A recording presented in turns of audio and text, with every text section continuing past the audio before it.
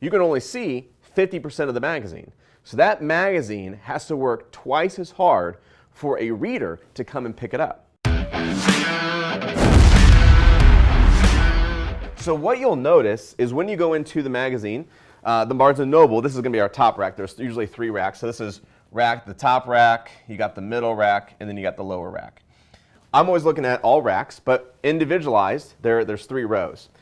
And with these rows, what I'm looking for is the magazines that are right here. These are a main viewing point. And what I mean by that is you can see 100% of the magazine, okay? From top to bottom. You can see the entire magazine from top to bottom. You can see the headline, the cover of the magazine. You know all the little headlines that are going on in it. You see the picture. You see everything, all of it. Next comes about 50%. So on the shelf of number 2 here, okay?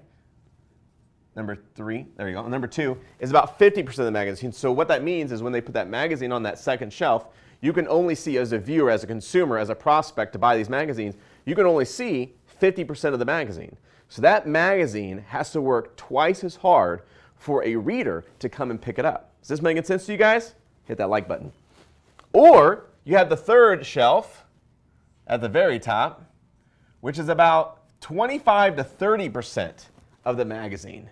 That magazine has to work 3 to 4 times as hard to get a reader to pick that one up. That's the back of the shelf. That's the ones that aren't selling as well. Those are the guys who are almost out of business. Those are the guys who have to try and sell through a headline alone, let alone all the other things that they could sell through from the magazine.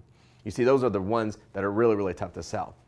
So what I'm looking at is what are these guys selling? Because these are your top-notch, high-tier magazines that you could really go and source and look at and like open those up. But I'm actually grabbing all 3, okay, when I go and do this research, because I want to know, because these are going to be the cheaper ones, right?